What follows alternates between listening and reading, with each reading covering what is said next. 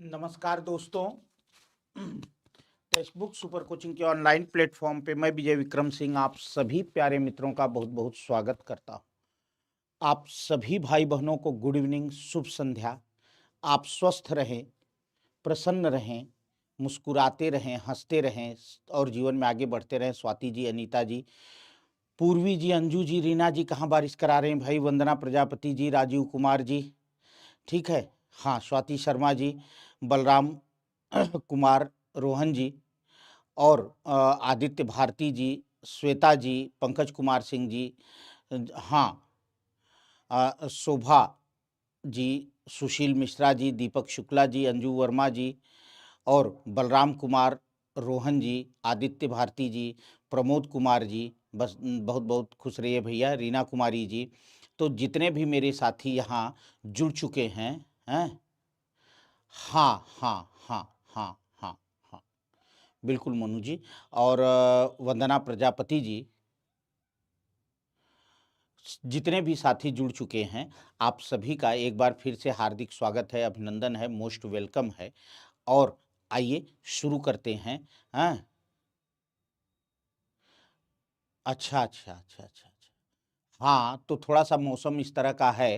हाँ, हाँ, बिल्कुल, देखिए बलराम जी ने कहा कि भाई सेशन को कर दें, सुशांत कुमार जी। तो बिल्कुल आइए शुरू करते हैं। देखो बेटे, बहुत बढ़िया मौका आपके लिए है और सुपर कोचिंग आपके लिए लेकर के आई है बेटे, दिसंबर धमाका सेल। जी हाँ, दिसंबर धमाका सेल ना, पढ़ाई भी, शेविंग भी। देखिए कितनी बढ़िया बात है, पढ़ाई भी, शेविंग भी ना। अगर आप सीटेट एग्जाम देना चाह रहे हैं, अगर आप सीटेट का कोर्स परचेज करना चाह रहे हैं बेटे, तो केवल 742 रुपए में यह कोर्स आपको मिलेगा, फ्री पास के साथ। आपको VIJAY विजय कोड यूज करना है। क्या यूज करना है? विजय कोड यूज आपको करना है। ठीक है बेटा, यही नहीं, अगर आप यूपी टीजीटी पीजीटी की तैयारी कर रहे हैं तो एक बात ध्यान रखना बेटे, यूपी टीजीटी पीजीटी हम पढ़ा रहे हैं, बहुत जोरदार क्लास है और 3731 केवल 13 रुपए में ये टोटल कोर्स आपको मिल रहा है। पर इसके लिए आपको VIJAY विजय कोड अप्लाई करना पड़ेगा। तो यार देखो कितनी बढ़िया, मात्र 3713 रुपए में, मात्र। हाँ हाँ हाँ आदित्य जी, मैं, हाँ जो है, हमने सुबह ही वो जो है मेरे पास फोन आया था जो है, और जो है, चलिए चर्चा करेंगे। EMRS TGT PGT, EMRS TGT PGT अगर आप लेना चाहते हैं बेटे, केवल 799, मतलब मात्र 799 में ये आपको कोर्स दिया जा रहा है विजय कोड के साथ। और इसमें क्लासेस लगभग हो गई हैं बेटे, आपको पूरा कंप्लीट एक बढ़िया बैच तुरंत मिलेगा, पढ़ करके अच्छे से समाप्त करिए। पर याद रखें, कोड के रूप में आपको विजय यूज करना है। और यही नहीं, जो है कितना, मतलब आप देखिए केवल 799 रुपए में। और इसके अलावा अगर आप बिहार शिक्षक भर्ती, देखो यार, अब बिहार शिक्षक भर्ती में अगर कुछ भी लग रहा हो कि अभी थोड़ा सा रह गया है, ये पोर्शन नहीं देखा, ये पोर्शन छूटा रह गया यार, इस पर कैसे पढ़ें, कभी अभी भी जरा भी लग रहा हो, तो मेरे भाई अभी भी एक अंतिम समय है। आप विजय कोड यूज करके और मात्र 482 रुपए में अपना संपूर्ण कोर्स ले लीजिए। और जो कुछ भी बचा खुचा देखना है कि यार हमने तो जो है लघु विधाएं नहीं देखी, यात्रा वृत्त नहीं देखा, संस्मरण नहीं देखा, अरे यार कैसे क्या होगा, तो भैया मात्र 482 रुपए में लेकर के अगर 4 टॉपिक भी पढ़ लिया तो पैसा सूल, 4 टॉपिक भी पढ़ लिया तो पैसा शूल। तो अब भी मत चूको यार, अब भी मत चूको। ठीक है भैया,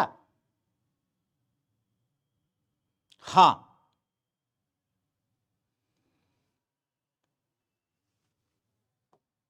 चलिए तो शुरू करते हैं। आ, हाँ, शुरू करते हैं आज की यह प्रश्न। तो देख लो भाई, आप लोग अगर जरा भी, हाँ बिल्कुल, जरा भी, हाँ, अंजू जी, हमें भी सुबह ही हमारे जो है बातचीत हुई। तो देखो बेटे, सत्य ये है, आया है सो जाएगा, राजा रंग फकीर। जाना एक दिन सबको है और ना जाने कब किसका नंबर लगे कोई नहीं जानता। यही एक परम सत्य है। इसी समय पर इंसान को ये सोचने को मजबूर हो जाना पड़ता है, तमाम लोग घोटाला कर रहे हैं, चोरी कर रहे हैं, बेईमानी कर रहे हैं, दूसरे का छीन रहे हैं, दूसरे का हक मार रहे हैं और एक दिन दांत खिसिया के चले जाएंगे ना। भाई चलो, भाई टीचर तो अपने आप में त्यागी होता है, उसके पास तो जो रहता है वो देता ही है, वो लेता नहीं है। लेता है तो केवल पेट भरने के लिए, ठीक है। तो इसलिए जो है यहाँ कोई वो नहीं है। भाई अगर द्रोणाचार्य जी जिस समय जो है द्रोणाचार्य जी को ने जब पांचाल नरेश को बंदी बनाया था, बंदी बनवाया था पांडवों से कहकर, अगर वो चाहते तो वहां का राजा बन सकते थे, लेकिन नहीं, उन्होंने कहा हमें कुछ नहीं चाहिए, बस हमारे बराबर तुम आज हो गए, ना तुम्हारे पास कुछ है ना हमारे पास कुछ है, अब हम बराबर हो गए, मित्र हो गए, बस बात खत्म। तो इसलिए मैं बता रहा हूं कि अध्यापक तो हमेशा से देने का होता है बेटे, वो लेता नहीं है टीचर। लेकिन निश्चित रूप से यह संसार जो है यहीं आकर के ये चीज सोचना पड़ता है जो है, हाँ बिल्कुल जो है कि यह संसार जो है बेटे ना असत्य है, और असत्य का मतलब है कि एक दिन छूट जाना है। और इसलिए मैं आप लोगों से यही रिक्वेस्ट करूंगा, जहां भी रहें ईमानदारी से मेहनत करें, ईमानदारी की कमाई खाएं। एक रोटी कम खाएंगे बेटे, थोड़ी सी, हमारे पास 10 स्वेटर नहीं होगा, 2 ही स्वेटर होगा, काम चल जाएगा। एक में भी बहुत लोगों का काम चल जाता है बेटा। जिंदगी में बहुत सुख सुविधाएं इकट्ठा करने से कुछ नहीं है, सुविधाओं से जीवन में सुख नहीं है, सुख केवल अपनी मानसिक संतुष्टि का विषय है, ठीक है। हाँ, कुछ थोड़ी बीमारी वाली दिक्कत थी बेटे, और जो है तो आइए शुरू करते हैं। और जो है कि देखिए, मुझे तो बड़ी अच्छी बात एक लगती है कि जब सिकंदर जैसा बादशाह जिसने आधी दुनिया जीत लिया था, जब वो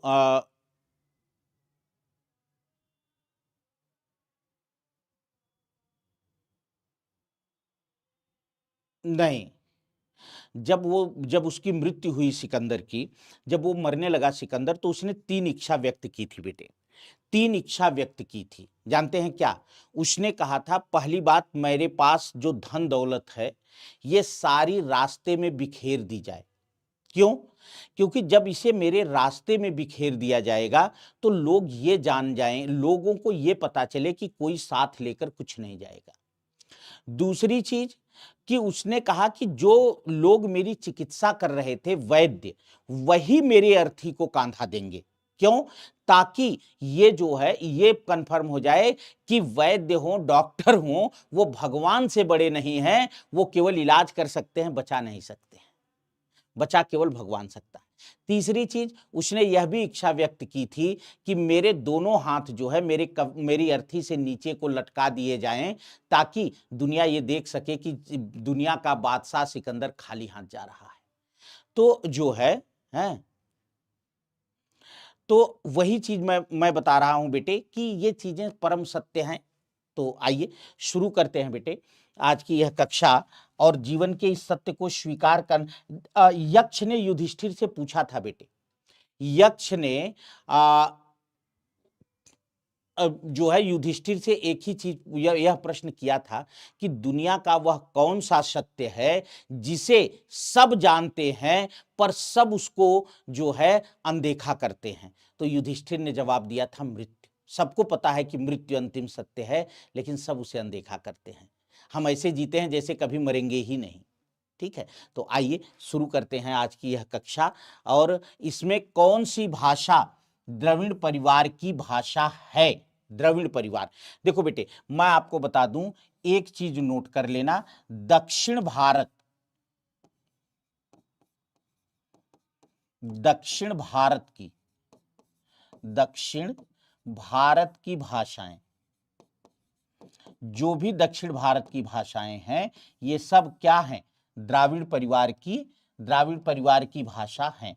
तो कन्नड़ जो है इसमें दक्षिण भारत की भाषा है, और ये जो है द्राविड़ परिवार की भाषा है। बाकी उड़िया, बंगला, असमिया, ये सब जो है बेटा भारोपीय, क्योंकि आपको इनको भी तो जानना चाहिए। तो ये सब के सब हमारे जो हैं किसकी हैं?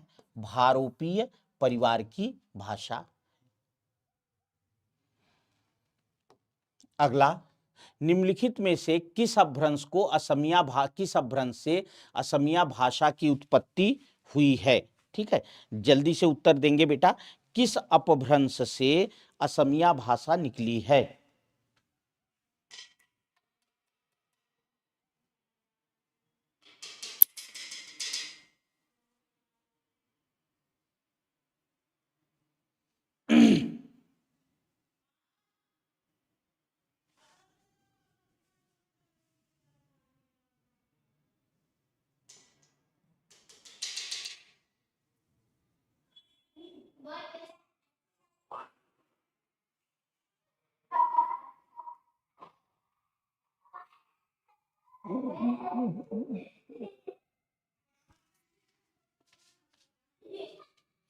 किस अपभ्रंश से असमिया भाषा की उत्पत्ति हुई है?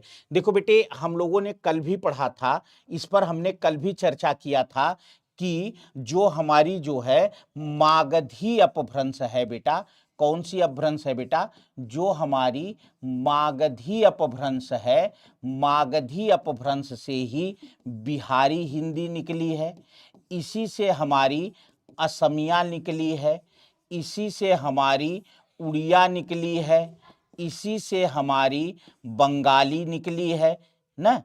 तो इस तरह से जो है ये जो हमारी हिंदी का विकास हुआ है, ये किससे हुआ है? मागधी अपभ्रंश से ना। मागधी अपभ्रंश से जो है इनका विकास हुआ है।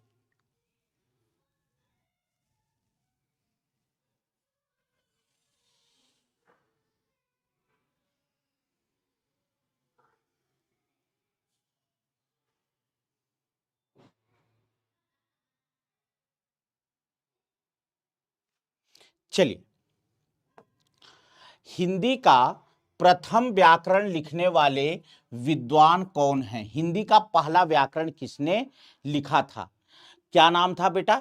George Grierson, Kamta Prasad Guru, जेसुआ Ketelaar, Kishoridas Vajpayee.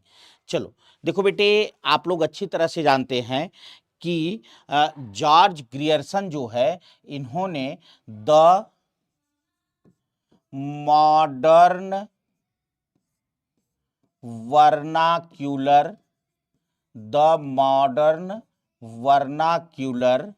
Literature the modern vernacular literature of Hindustan, इसको लिखा है बेटा। और ये हिंदी साहित्य का इतिहास है। और आप जानते हैं, वास्तविक अर्थों में हिंदी साहित्य का पहला इतिहास इसको कहा जाता है। क्या कहा जाता है बेटा? वास्तविक अर्थों में हिंदी साहित्य, वास्तविक अर्थों में हिंदी साहित्य का पहला इतिहास कौन है? The modern vernacular literature of Hindustan. ठीक है, अब देखिए तमाम बच्चे बिल्कुल बेटे, जोहानस जेसुआ केटलर, इनका पूरा नाम था जोहानस जेसुआ, जोहानस जेसुआ केटलर।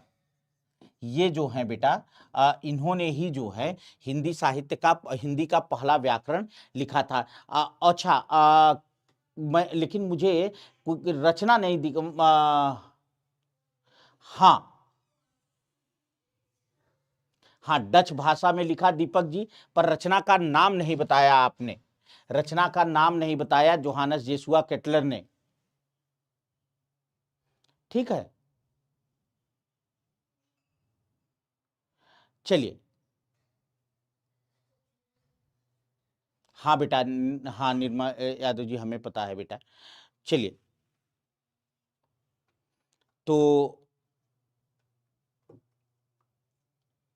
हाँ, 1717 में लिखा। ठीक है, मैं ये देखना चाह रहा हूं कि कौन इसका सही उत्तर दे रहा है। रचना का नाम जोहानस जेसुआ केटलर। चलिए, होमवर्क दे दूं आपको, खोजेंगे? हाँ, मनोज जी नमस्कार।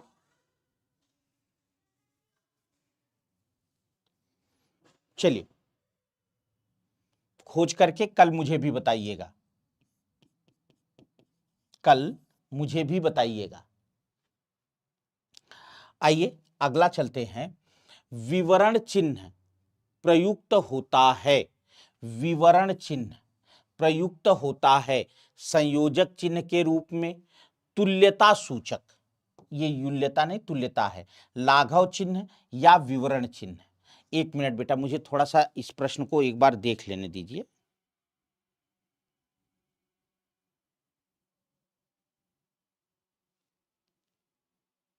हाँ, अच्छा अच्छा, ये प्रश्न जो है ये प्रश्न जो है, नहीं नहीं नहीं, हम नहीं बताने। ये है बेटा, ऐसे नहीं है, ये प्रश्न अलग है। ये दो, ये है, ये डबल डैश है और उसके बाद लिखा है विराम चिन्ह। अब बताना बेटा, मैं वही कहा, ये प्रश्न ही नहीं समझ में आ रहा, अब समझ में आएगा। ये है क्वेश्चन नंबर 4। ये विराम चिन्ह प्रयुक्त होता है, मतलब इस विराम चिन्ह को क्या कहते हैं, इस विराम चिन्ह को क्या कहते हैं, अब बताना बेटे। ठीक है, इस विराम चिन्ह को क्या कहते, हाँ रॉन्ग था बेटा, अब मैंने सही कर दिया।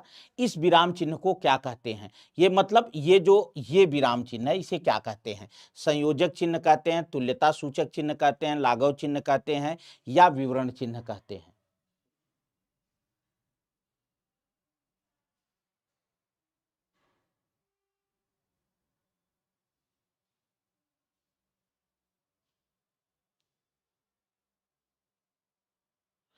बिल्कुल, इसको बेटा जो है जानते हैं, यह जो होता है इसको कहते हैं तुल्यता सूचक चिन्ह। तुल्यता मतलब दो में समानता दिखाना, तुल्यता सूचक चिन्ह कहते हैं बेटा।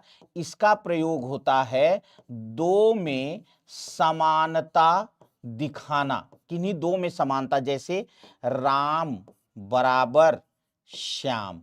अब यहां राम और श्याम में क्या है, समानता। जैसे हम कहते नहीं x बराबर 3 करते हैं ना, आप अंग्रेजी में जब आप गणित पढ़ते हैं तो आप कहते हैं ना कि x बराबर 3, तो x बराबर 3 का मतलब क्या है, x का मान 3 के बराबर है, तो इसलिए इसको कहते हैं तुल्यता सूचक चिन्ह। अगर नहीं ध्यान था तो ध्यान कर लेना बेटा, अच्छा क्वेश्चन है।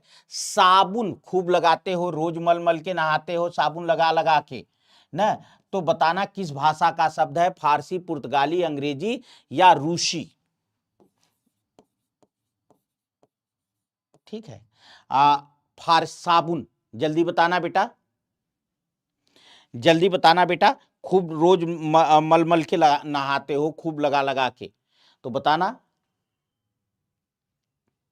बिल्कुल एकदम दीपक जी सही उत्तर दिया है आपने, पुर्तगाली का है। मैं सबको देख रहा हूं, पंकज जी, अनीता जी, दिव्या जी, जो है निर्मा, हाँ, जो है यादव जी, आदित्य भारती जी, ब्रिजमोहन जी, मनीष जी, और सब लोगों ने बिल्कुल सही उत्तर दिया बेटा कि साबुन जो है ये पुर्तगाली भाषा का शब्द है। किस भाषा का शब्द है, पुर्तगाली भाषा का शब्द है। चलिए अगला है, सर्वदा एक वचन रहने वाला शब्द कौन सा है, मतलब इनमें से वह कौन सा शब्द है जिसका प्रयोग सदा एक वचन में होता है, जिसका प्रयोग सदा एक वचन में होता है, वह शब्द कौन सा है, जिसका प्रयोग हमेशा, हाँ 6 to 8 के लिए भी है बेटा, सबके लिए है बाबू, किसका प्रयोग जो है हाँ यार पेडोगाजी आपको पढ़ा तो रहा था ऐप पर फिर थोड़ा सा इधर कई परीक्षाएं आ गई, मामला। चलो शेयर करते रहना, फटाफट फटाफट शेयर करते रहना। आज संख्या कम है भाई, क्या बात है, कल अच्छी संख्या थी। हाँ, जनता साधव एक वचन, हाँ जनता, पिता उस देखो बेटे, मैं आपको बता दूं, हमने आपको हमेशा बताया है, हर एक, हर एक, प्रत्येक,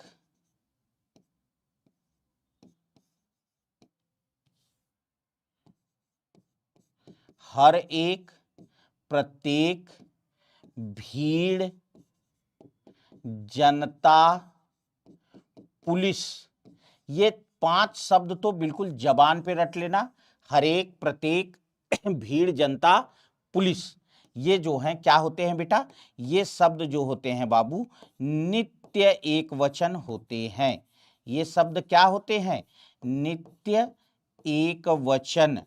यह शब्द जो है नित्य एक वचन होते हैं, सर्वदा जो है एक वचन होते हैं।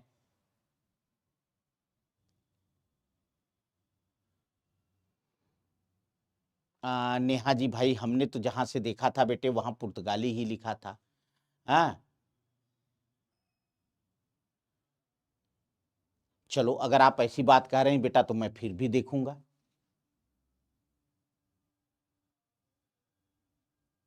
मैं फिर देखूंगा। अभी कोई उम्मीद नहीं आदर्श जी, ना, अभी कोई उम्मीद नहीं है। ठीक है, चलो अगला क्वेश्चन लेते हैं बेटे। मेरे भाई के लिए दवाई दीजिए, इसमें कौन सा कारक है, अपादान कारक, संबंध कारक, संप्रदान कारक, अधिकरण कारक।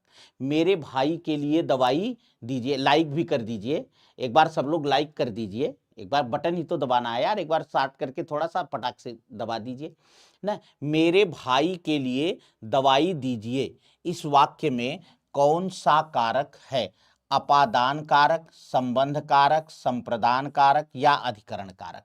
तो देखो बेटे, भाई के लिए, और आप जानते हैं कि जो है जहां जिसको कुछ दिया जाए वहां क्या होती है, चतुर्थी विभक्ति होती है। चतुर्थी विभक्ति का मतलब होता है संप्रदान कारक। और मैं देख रहा हूं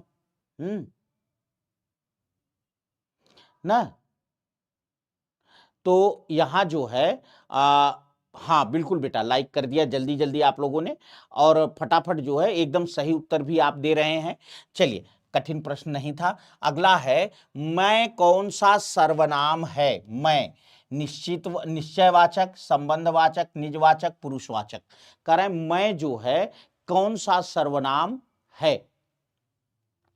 ठीक है, अरे मनोज जी पढ़ लीजिएगा। अच्छा अच्छा, ठीक है बेटा, हो सकता है अरविंद जी, हो सकता है बाबू हम ही गलत हों, कोई कोई उसमें वो नहीं है। हो सकता है, अगर होगा तो हम देख करके कल आपको जरूर बता देंगे कि भाई ठीक है। कोई जरूरी, देखो बेटे कोई जरूरी नहीं है, मैं उसका रीजन बता रहा हूं कि कई बार हो सकता है भाई, देखियो तथ्य हमने जहां से लिया वहां गलत लिखा हो, कोई बहुत ऐसा वो नहीं है, बिल्कुल सही करें आप। मैं, देखो बेटे आप लोग अच्छी तरह से जानते हैं कि मैं जो होता है वो पुरुषवाचक सर्वनाम होता है ना। पुरुषवाचक सर्वनाम जो होते हैं, पुरुषवाचक सर्वनाम, पुरुषवाचक सर्वनाम हमने आपको बताया बेटा 3 होते हैं। उत्तम पुरुष, उत्तम पुरुष, मध्यम पुरुष, उत्तम पुरुष, मध्यम पुरुष, और तीसरा है अन्य पुरुष। अन्य पुरुष, उत्तम पुरुष में आता है मैं और हम, मध्यम पुरुष में आता है तू, तुम लोग, तुम सब, और अन्य पुरुष में आता है यह, वह। तो पुरुषवाचक है, और पुरुषवाचक में भी कौन सा है बेटा, उत्तम पुरुष है। पुरुषवाचक में भी कौन सा है, उत्तम पुरुष है। अगला, कौन सा शब्द विशेषण है, निम्न में से कौन सा शब्द विशेषण है। जगनीला, एक मिनट जरा मैं देख लूं, ये पक्का गलत लिखा होगा।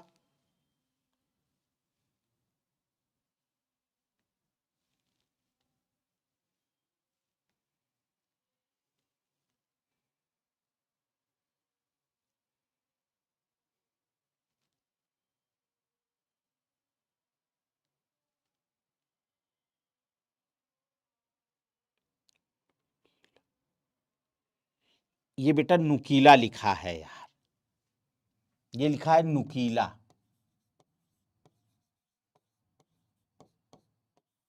ये है आगरा, ये है लिखना, ये है कुछ। विशेषण बहुत आसान है, देखो आगरा संज्ञा है, संज्ञा है, व्यक्तिवाचक संज्ञा। लिखना क्रिया है, कुछ सर्वनाम है ना, तो कुछ सर्वनामिक विशेषण तो हो सकता है, पर यहाँ ऐसे तो होगा नहीं भाई। सर्वनामिक विशेषण तब होगा जब संज्ञा के साथ आएगा। ठीक है, तो यहाँ नुकीला, नुकीला जैसे नुकीला भाला। ठीक है, तो भाला की विशेषता है कि वह नुकीला है। ठीक है, तो इस तरह से बेटे यहां जो है हमारा ये नुकीला शब्द क्या है, सब विशेषण है। एकदम आसान है, जल्दी जल्दी शेयर करना बाबू। किस कार्य का करने या होने का बोध कराने वाले शब्द को क्या कहते हैं? किसी कार्य को करने या होने का, किसी कार्य को करने या होने का बोध कराने वाले शब्दों को क्या कहते हैं बेटा? तो ध्यान रखना, मैंने बार बार आप लोगों को बताया है, जब हम लोग पढ़े हैं हर बार हमने चर्चा में बताया है कि क्रिया का अर्थ ही होता है कार्य। क्रिया का मतलब क्या होता है बेटा? क्रिया का अर्थ ही होता है कार्य। तो कहने का मतलब है कि जिससे किसी कार्य के करने या होने का बोध होता है उसको हम क्या कहते हैं? क्रिया कहते हैं। क्रिया का मतलब ही कार्य से है, तो जिससे किसी कार्य के करने या होने का बोध होता है उसको हम क्या कहते हैं? क्रिया कहते हैं। ठीक है, अगला बेटा, रीता सो रही थी किस काल का है? रीता सो रही थी, पूर्णभूत, अपूर्णभूत, सामान्य भूत, संदिग्ध भूत। देखो अब एक खास बात है, हमने बार बार आपसे कहा काल के प्रश्न यहां से सॉल्व करने चाहिए, लेकिन चूंकि अब इसमें चारों ऑप्शन में भूत है, इसलिए अब हमें यहां से नहीं चलना है, हमें यहां से चलना है। क्या कि इसमें जो है हमको यहां से चलना है और देखना है, तो हम इसमें देख रहे हैं रीता सो रही थी। देखो बेटे, मैंने आपको एक चीज हम लोगों ने बार बार डिस्कशन में आपस में चर्चा की थी कि पहले तो मैंने आपको एक लक्षण में ही साधारणतः यह बात बताया था कि जब भी रहा रही रहे, रहा रही रहे के बाद था थे थी आता है, तो समझ लेना कि वह अपूर्ण भूतकाल है, पहला पाठ। दूसरी बात, अपूर्ण भूतकाल का मतलब क्या है? देखो बेटे, मान लो मैंने आपको बड़े अच्छे से समझाया है कि यह एक आदमी है और इस आदमी को यहां से चलकर यहां पहुंचना है ना, यहां से चलकर यहां क्या होना है? पहुंचना है। अब अगर ये आदमी यहां से चल दिया, यहां से क्या किया? यह आदमी यहां से चल दिया, तो जब चल दिया तो यहां से तो चला गया, जब चला गया बेटे तो यहां भूतकाल हो गया, यहां भूतकाल हो गया कि नहीं? लेकिन यह न बताया जाए कि यहां पहुंचा कि नहीं, यहां पहुंचा कि नहीं, ये न बताया जाए। अगर ये न बताया जाए तो सीधी सी बात है कि यहां हो गया भूतकाल, पर क्रिया हमारी क्या रही? अपूर्ण रही, तो इसी को मिलाकर कहते हैं अपूर्ण भूतकाल। देखो बात समझ में आ गई होगी, बहुत जो है आसान मैंने बताया भाई इस आदमी को यहां से चलकर यहां पहुंचना है, तो जब ये यहां से चलकर यहां पहुंच जाएगा तो क्रिया पूर्ण हो जाएगी, पूर्ण हो जाएगी। लेकिन ये यहां से तो चल दिया, अब ये तो बता दिया गया कि ये यहां से चल चुका है, लेकिन ये नहीं बताया गया कि ये यहां पहुंचा कि नहीं। तो भाई ये यहां से चल दिया तो यहां भूतकाल हो गया, पर यहां पहुंचा कि नहीं, नहीं बताया गया, तो क्रिया अपूर्ण रही, तो दोनों को मिला दिया तो अपूर्ण भूतकाल। तो सीधी सी बात है कि या जो है चल दिया माने कार्य प्रारंभ हो गया। चल दिया का मतलब क्या हो गया बेटे? कार्य प्रारंभ हो गया। चल दिया माने कार्य प्रारंभ हो गया। तो जहां यह बता दिया जाए कि कार्य प्रारंभ हो गया था, पर यह न बताया जाए पहुंचा कि नहीं, अर्थात कार्य समाप्त हुआ कि नहीं, कार्य समाप्त हुआ कि नहीं। तो ध्यान रखना बेटे, जहां यह बता दिया जाए कि कार्य प्रारंभ हो गया था पर यह न बताया जाए कार्य समाप्त हुआ कि नहीं, उसी को कहते हैं अपूर्ण भूत काल। और इसीलिए वाक्य के अंत में रहा रही रहे आता है, था थी थे आता है।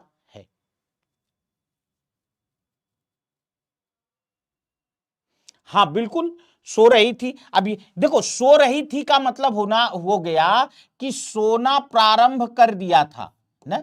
सो रही थी का मतलब हो गया बेटा सोना प्रारंभ कर दिया था, पर यह नहीं बताया गया कि सो के उठ गई कि नहीं, सोना समाप्त किया कि नहीं। केवल भीख मांगकर गुजारा नहीं हो सकता, इसमें केवल क्या है? केवल भीख मांगकर गुजारा नहीं हो सकता, इसमें भीख क्या है? निपात है, क्रिया विशेषण है, विशेषण है, या संबंध बोधक है? जल्दी बताना बेटा। केवल भीख मांग कर, केवल भीख मांगकर गुजारा नहीं हो सकता, इसमें केवल क्या है? निपात है, क्रिया विशेषण है, विशेषण है, या संबंध बोधक है? जल्दी बताना बेटा। हां, केवल भीख मांगकर गुजारा नहीं हो सकता। बिल्कुल, देखो बेटे, पहली बात तो ध्यान रखना, केवल भीख मांगकर ना, केवल भीख मांग कर, सबका उत्तर सही है बेटा। यहां जो केवल शब्द है ये भीख मांग पर बल दे रहा है, दे रहा है कि नहीं बेटा? केवल भीख मांग कर, मतलब यहां जो केवल शब्द है वो भीख मांगने पर बल दे रहा है, और जब बल दे रहा है तो आप जानते हैं कि वह अव्यय, वह अव्यय, और केवल एक अव्यय भी है, तो वह अव्यय जो दूसरे शब्दों पर बल देता है उसको कहते हैं निपात।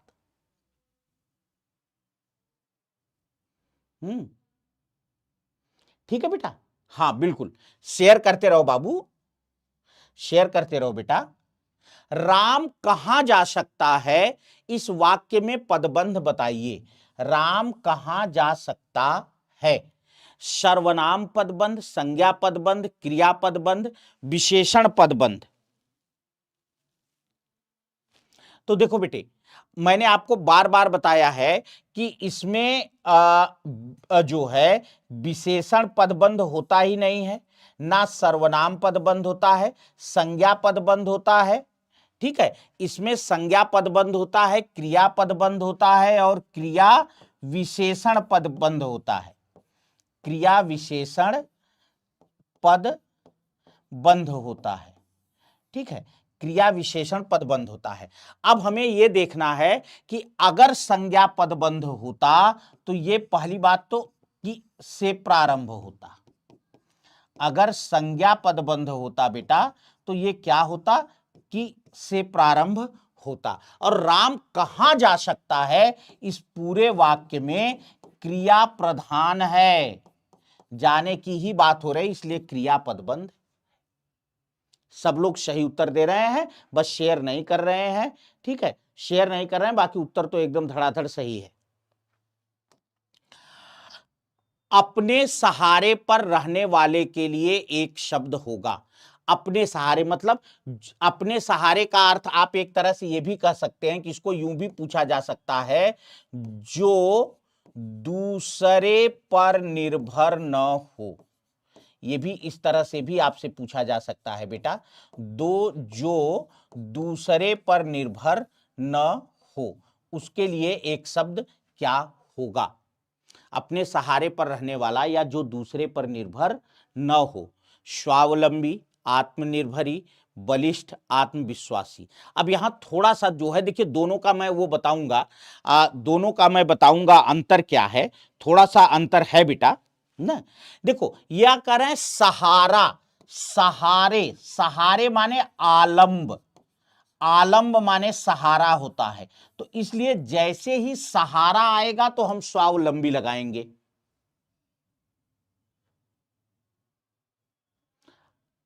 पढ़ा दूंगा किसी दिन भाई, गुस्साओ नहीं, पढ़ा दूंगा बिटिया किसी दिन, चलो घबराओ नहीं। हाँ निक्की जी, चलो एकदम सही, स्वावलंबी। अब मेरी एक बात और ध्यान से सुनना बेटे, कि ये तो, अरे यार जैसे मैंने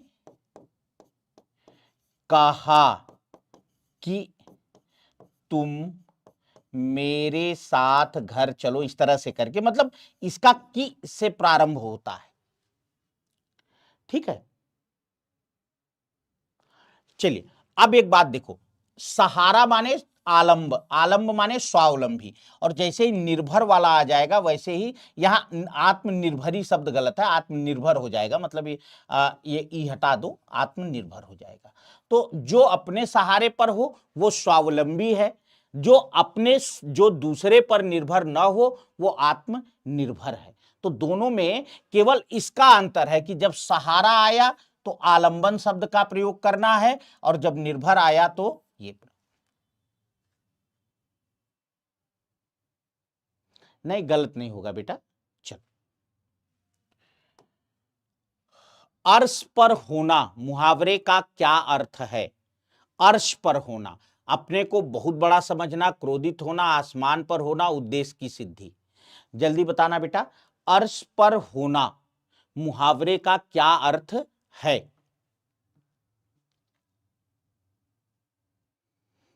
मनोज जी यहीं पढ़ा रहे हैं भैया।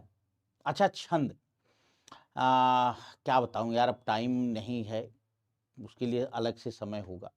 हाँ, अर्श देखो कहा ही जाता है बेटा ना कि और एक और होता है मुहावरा, अर्श से फर्श पर, अर्श से फर्श पर।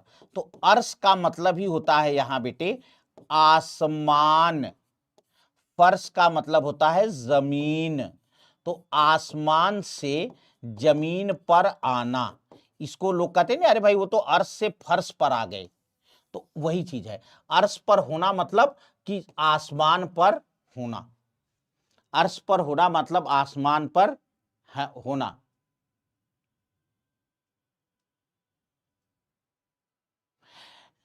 देखो बेटे, हिंदी में कितने मार्क्स ये तो हम नहीं बता सकते, अगर ये हमें पता होता तो फिर तो मजा ही आ जाता। पर पिछली बार का जो अंदाजा है उसके आधार पर हम ये बता सकते हैं कि एक अनुमानतः 50 से 60 नंबर का जो है साहित्य रहेगा और 20 से 30 नंबर का व्याकरण रहेगा। ठीक है बेटा। चल, अगला, शीतोष्ण में कौन सा समास है? शीतोष्ण, देखिए अब हम बार बार मैंने आपसे कहा जब भी समास सॉल्व करना हो तो पहले दोनों पद अलग करो, आधी समस्या अपने आप खत्म हो जाती है। आधी समस्या है अलग, अच्छा चलो नेहा देखते हैं बेटे, आधी समस्या अपने आप खत्म हो जाती है। तो शीतोष्ण, शीतोष्ण, शीत और उष्ण ना। अब जैसे ही आप दोनों को अलग करेंगे अपने आप, समाज नहीं है समास है बेटा, अपने आप समझ में आ जाएगा कि द्वंद्व समास है। और देखो अगर आपसे पूछे हाँ,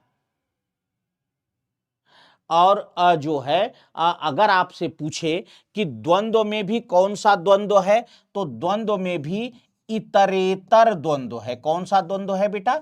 इतरेतर द्वंद्व। देखो मेरी बात समझना, इतरेतर द्वंद्व का मतलब होता है कि जब दोनों पद क्या हों, जब द्वंद्व के दोनों पद अलग अलग हों तब उसको कहते हैं इतरेतर द्वंद्व। ठीक है, तो यहां द्वंद्व है और द्वंद्व में भी इतरेतर द्वंद्व है, शीत और उष्ण। ठीक, चलो अगला क्वेश्चन लेते हैं बाबू। कल्प वृक्ष का पर्यायवाची है देव वृक्ष, सब पारिजात, कल्पतरु, सभी। एक्चुअली ये चलो कोई बात नहीं, ये टाइप में इन्होंने ये कर दिया, ये ए था, ये डी था, ये सी था, ये बी था। चलो, तो कल्प वृक्ष, देखो कल्प वृक्ष जो होता है इसको देव वृक्ष कहा ही जाता है बेटे, इसी को पारिजात भी, कल्पतरु भी कहा जाता है। तो B is the right answer, एकदम सही है। बी, जल्दी से करो यार, अब कल 250 300 पौने 300 पहुंचे थे, अब आज 200 भी नहीं पहुंच रहे हो जल्दी से ना। तो B is the right answer बेटे, कल्प वृक्ष को देव वृक्ष भी कहते हैं ना। यही तो कहा जाता है कि ये स्वर्ग से आया था, कल्प वृक्ष जो है ये स्वर्ग से आया था। तो इसको देव वृक्ष भी कहते हैं, पारिजात भी कहते हैं और कल्पतरु भी कहते। ठीक है, चलो भैया अगला क्वेश्चन, कौन सा व्यंजन संधि नहीं है? व्यंजन संधि नहीं है। देखो बेटे, मैंने एक बार देख के ना आप देखते ही बता दोगे, क्योंकि मैंने आपको व्यंजन संधि में दो जुगाड़ बहुत जोर के बताए हैं। क्या बताया है? नंबर एक, द्वित व्यंजन, नंबर एक, द्वित व्यंजन में सदैव, द्वित व्यंजन में सदैव व्यंजन संधि होती है। द्वित्व व्यंजन में सदैव व्यंजन संधि होती है, जैसे सरचंद, इस तरह का कोई हो, इसमें हमेशा व्यंजन संधि होती है। नंबर 2, जब एक ही व्यंजन में एक व्यंजन ऊपर व एक नीचे हो, जब एक ही व्यंजन में एक व्यंजन व एक नीचे, ऊपर व नीचे हो, तब वहां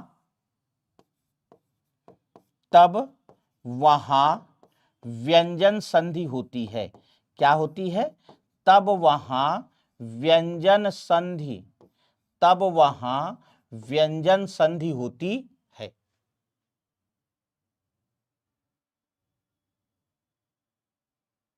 ठीक है। अब देखो, जैसे वाग जाल ना, ये ऐसे ही तो है, वाग जाल, तो यहां भी व्यंजन है। उद्धरण ये है, तद्धित ये भी है बेटा। ठीक है। तो रसायन, रस धन अयन, तो अमिल क्या हो गया? रसायन। इसमें दीर्घ संधि है।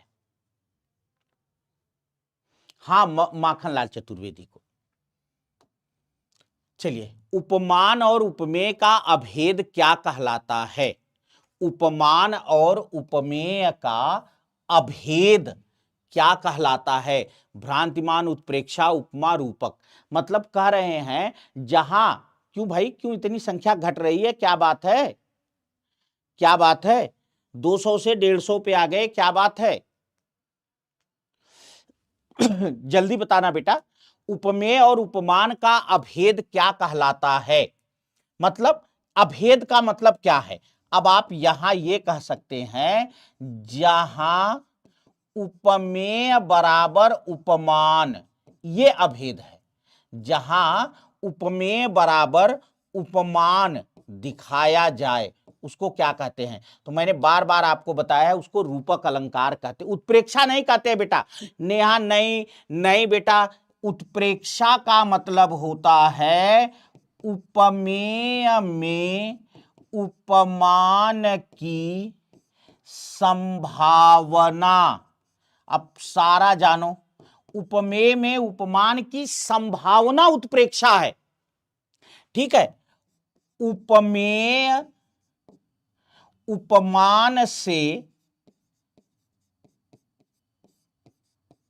उपमेय की तुलना, या उपमेय से उपमान की तुलना, ये उपमा है।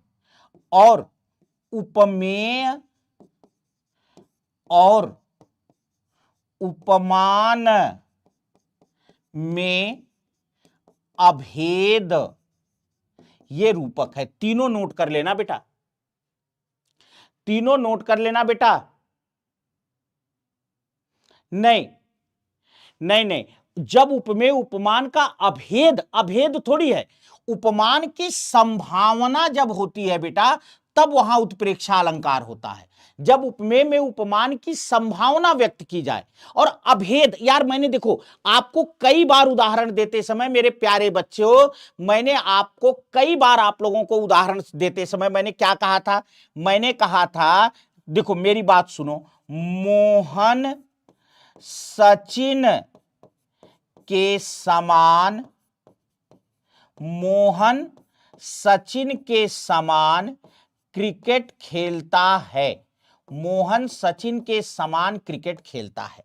अब ये हमारा उपमा है। ये क्या है? उपमा है। क्यों उपमा है बेटा? क्योंकि इसमें मोहन और सचिन की क्या की गई है? तुलना की गई है। मोहन की तुलना सचिन से की गई है, तो उपमा है। बात समझ में आई? क्लियर हो गया ना?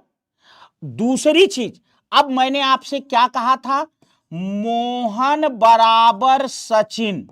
अब ये देखो, मोहन बराबर सचिन, ये क्या है? यही तो मैंने आपसे कहा था कि ये रूपक है। और मोहन बराबर सचिन का मतलब क्या हो गया बेटा?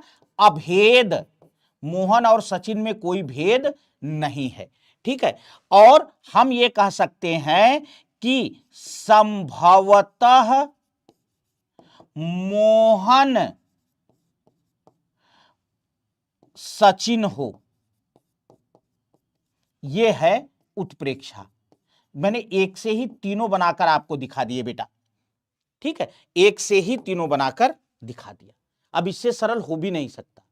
हाँ, रूपक में योजक आता है संगम जी, बिल्कुल सही बात है बेटे। जैसे आप देखिए लिखा रहता है ना, गुरुपद कोमल ना कमल से, इस तरह से लिखा रहता है, तो ये तो हो जाएगा, कोई बात नहीं है। ठीक है, तो इस बात को हमेशा ध्यान रखना बेटा कि ये तीनों चीजें नोट कर लेना, क्योंकि ये बहुत माइन्यूट है, गलत हो जाते हैं। निस्दिन बरसत नैन हमारे, कौन सा रस है? निस्दिन बरसत नैन हमारे, सदा रहती वर्षा ऋतु हम पर। आज तो बहुत कम आए आप लोग, पता नहीं क्या बात है। हाँ, अलग अलग वर्ड होता है, बिल्कुल ना। चलिए,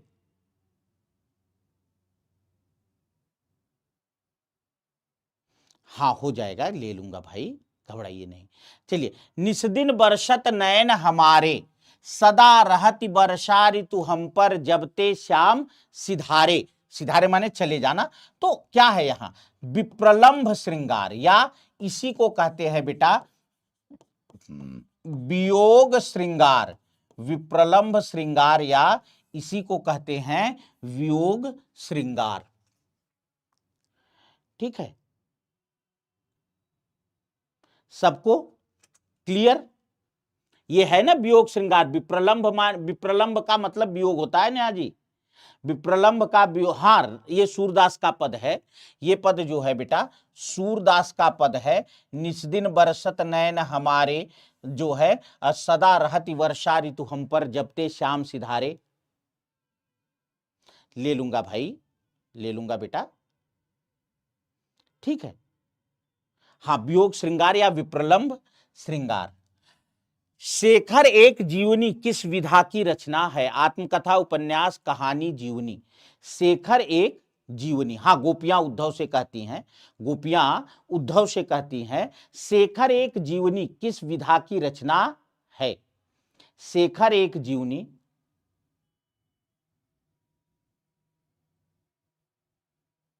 ये तो अच्छा है भाई, आप खास हैं तब तो।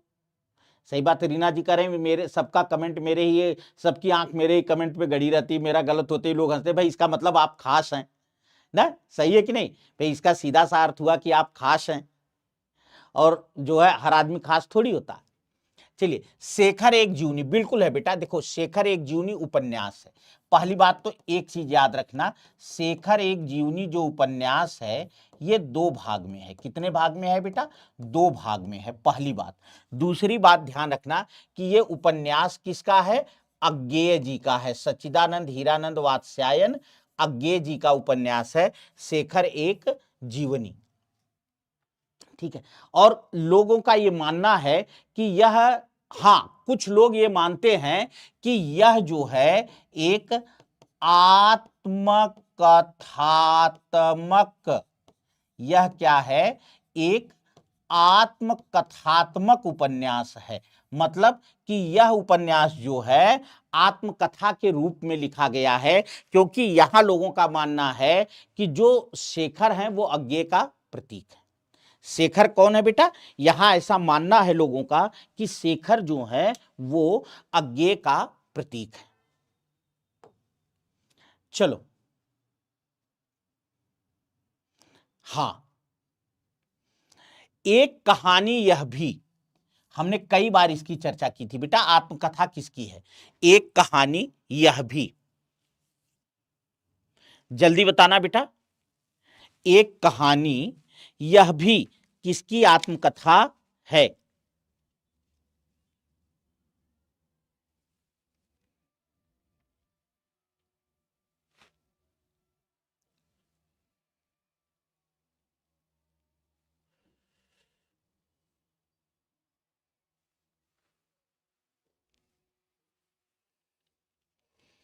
चलिए,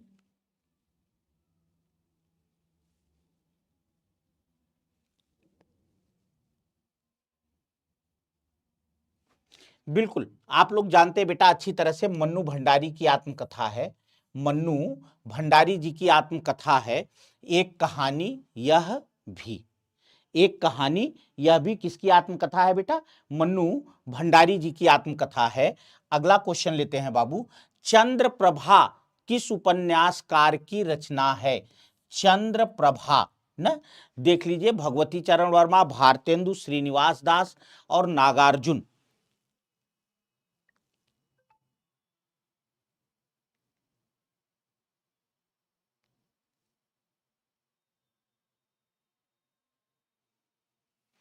तो बिल्कुल एक, नहीं नहीं नहीं, भगवती चरण वर्मा नहीं बेटे, ये जो है भारतेंदु जी की रचना है, चंद्र प्रभा भारतेंदु जी का है, भगवती चरण वर्मा जी का नहीं है बेटा, भारतेंदु जी का है। ठीक है, तो जो बी का ऑप्शन दे रहे हैं वो सही है। अगला क्वेश्चन, कोर्ट मार्शल बहुत चर्चित है बेटा, बहुत चर्चित है, और मैं आपको होमवर्क देता हूं क्या, कि लेखक, क्योंकि इसी बहाने आप 4 रचनाएं और भी पढ़ेंगे, तो आपको इसके लेखक को बताना है। और ये पूछ रहे हैं कि कोर्ट मार्शल किस विधा की रचना है। तो देखो बेटा, हाँ तमाम बच्चे, स्वाति जी बिल्कुल सही उत्तर दे रही हैं। हाँ हाँ, और तमाम बच्चे बिल्कुल सही उत्तर दे रहे हैं कि कोर्ट मार्शल जो है, अच्छा अच्छा, बिल्कुल दीपक जी एकदम सही आपने कहा, स्वदेश। चलिए दीपक जी ने जब उत्तर दे दिया तो भाई अब हम, अच्छा इन्होंने ऐसा उत्तर भी दिया कि आधे लोग समझ भी ना पाए, भाई चूंकि इनका नाम भी दीपक है और इन्होंने दीपक केवल लिखा भी, तो स्वदेश दीपक, स्वदेश दीपक, चलो जब लिख दिया आपने तो हाँ, स्वदेश दीपक जी का नाटक है बेटा, जो है कोर्ट मार्शल। कोर्ट मार्शल आप प्रक्रिया जानते हैं ना, जब सेना वगैरह में वो होता, किया जाता है, तो उसी का है। करुणालय के रचनाकार कौन हैं? तो बहुत सरल है यार, करुणालय, करुणालय जो है आप लोग अच्छी तरह से जानते हैं कि करुणालय जो है, सबसे पहली बात तो जानिएगा कि करुणालय एक गीत नाट्य है। दूसरी चीज, जयशंकर प्रसाद जी की रचना। करुणालय जो है एक गीत नाट्य है, और किसकी रचना है बेटे? हाँ, अच्छा दीपक जी, वेरी, चलो बहुत अच्छी बात है, बहुत अच्छी बात है भाई, कोई बात नहीं। देखो ये तो वो तो जो है संसार का नियम ही है, इस समय जो चल रहा है ना, वो तो यही है ही कि भाई आईडी वगैरह में किसी को कुछ समझो, कोई कुछ निकल जाता है, किसी को कुछ समझो, किसी कोई कुछ निकल जाता है। मैंने आप लोगों को एक दिन एक बड़ी रोचक घटना सुनाई थी, आप लोग नहीं ध्यान दिए होंगे।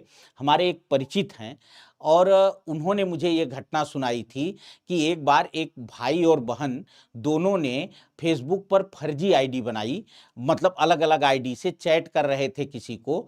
तो भाई जैसे भाई बहन लगभग हम उम्र ही थे दोनों लोग, तो दोनों लोग जो है, हाँ हाँ, नहीं वो तो मैं समझ गया, वो मैं समझ गया जो है कि आपने जो है हस्बैंड के नाम से वो बनाई है, पर मैं एक बात बता रहा हूँ आईडी का, कि यहाँ जो है, तो बाद में जैसे वो एक दूसरे को, होता नहीं कि भाई लगभग हम उम्र हैं, आपस की बातें शेयर कर लेते हैं, साल 2 साल 3 साल का अंतर है, तो मतलब उन्होंने दिखाया कि देखो देख देख देख, इससे मेरी बात हो रही है फेसबुक पर।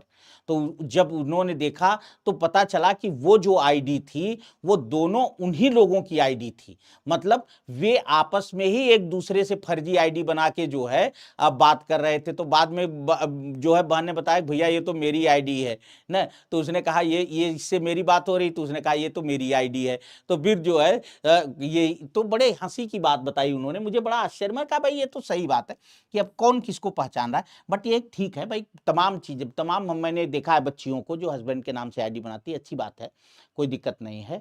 ठीक है, तो चलिए बस आज की प्रैक्टिस यहीं तक। भाई हमारा टेलीग्राम चैनल जरूर ज्वाइन करिएगा। और देखो बेटे, अब मैं आपको साफ साफ बता देता हूं, आज बुधवार है ना, आज बुधवार है, तो पहले तो वैसे शुक्रवार तक ये क्लास रेगुलर होती, बृहस्पतिवार तक रेगुलर होती थी, लेकिन बेटे चूंकि अब इस समय एक ही यूट्यूब क्लास हम ले पा रहे हैं, थोड़ा कोर्स पूरा करने के चक्कर में। इसलिए अब आपकी ये जो क्लास होगी, ये क्लास आपकी होगी मंडे, ये क्लास आपकी मंडे होगी। और हाँ, आप सभी भाई बहनों से जरूर ये रिक्वेस्ट है कि भाई अगर आप पास या कोई भी कोर्स परचेज करते हैं तो आज जो है, हाँ, जो है आप विजय कोड यूज कर सकते हैं। ठीक है, बहुत बहुत धन्यवाद बेटा।